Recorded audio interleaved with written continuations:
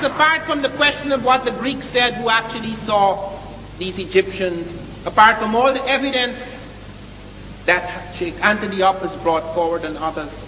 There is evidence, the migration, the movement of agriculture. Every major plant in Egypt, at least half a dozen are found coming from the south. There's not a single plant that comes down to the south.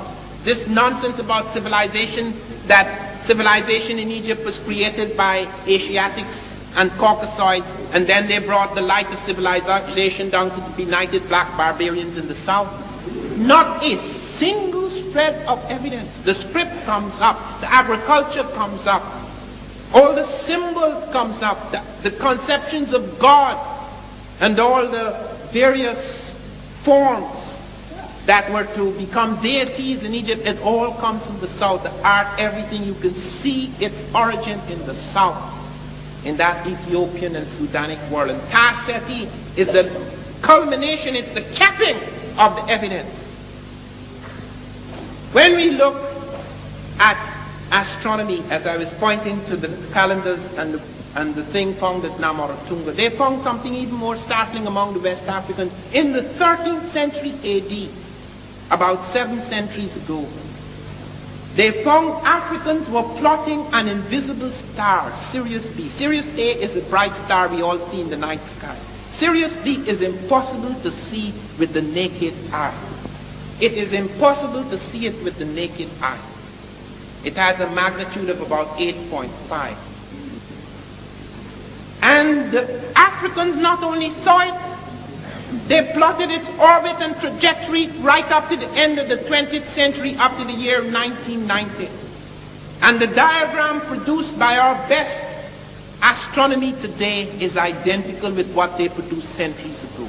We only became aware of that star towards the end of the 19th century.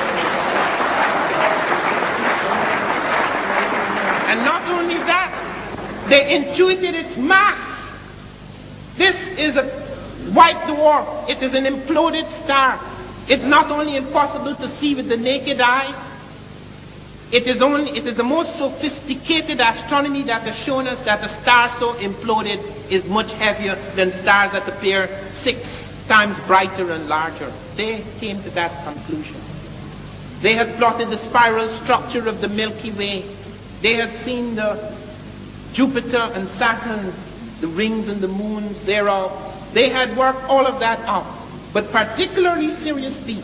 It caused such astonishment, such consternation in astronomical circles that Kenneth Brecher of the Massachusetts Institute of Technology in Cambridge, Massachusetts, he said, the Africans have no business knowing any of this.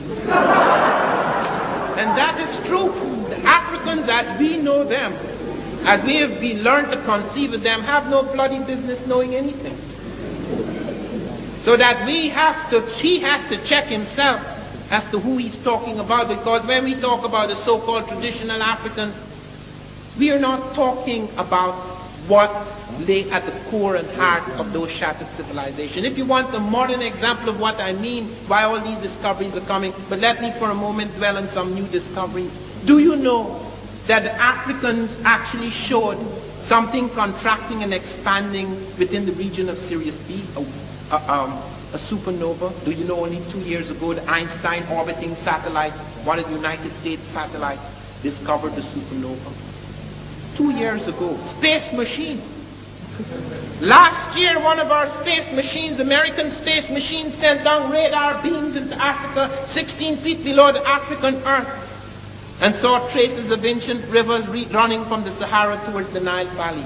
I said that in my book 7 years ago.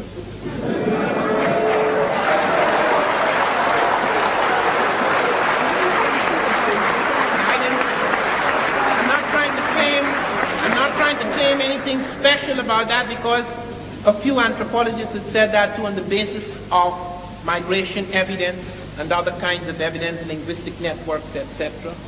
But now they can see it from outer space, above the prejudice.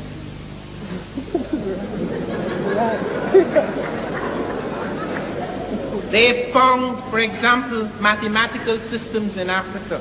The first use of numbers, the first scientific evidence of the use of numbers is found in the Congo Zaire. It's known as the Ishango bone. It's 8,000 years old.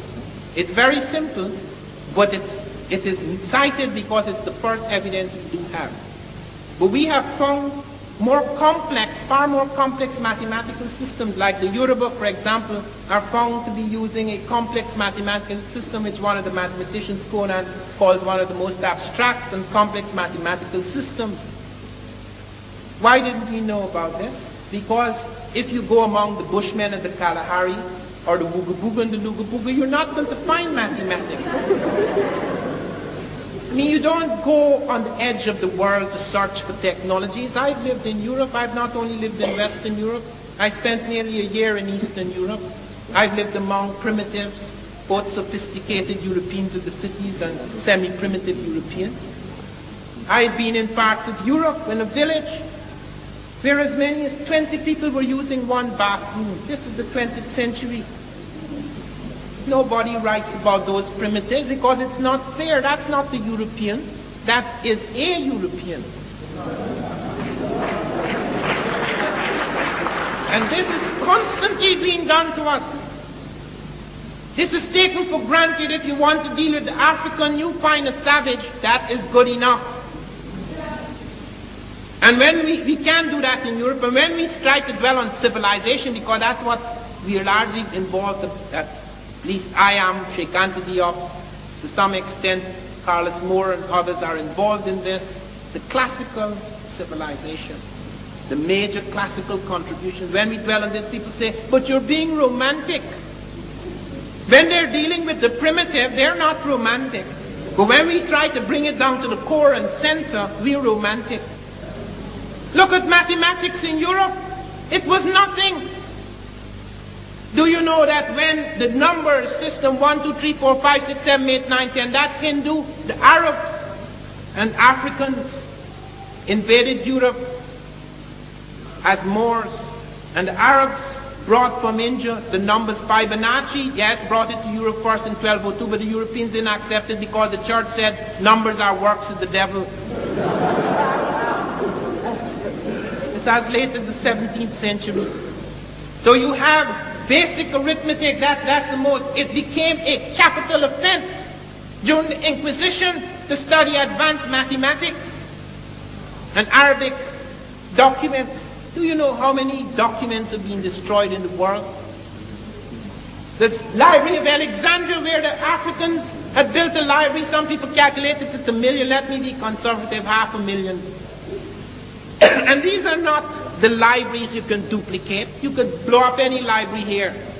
You could duplicate it somewhere else in the world. There are very few manuscripts that are standing by themselves.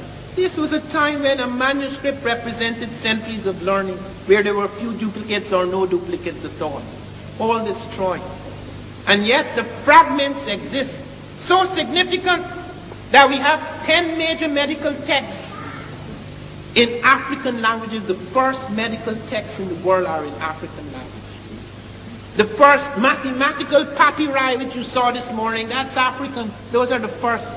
Even today, with all the destruction, we could still go back to the African documents and show them on a screen.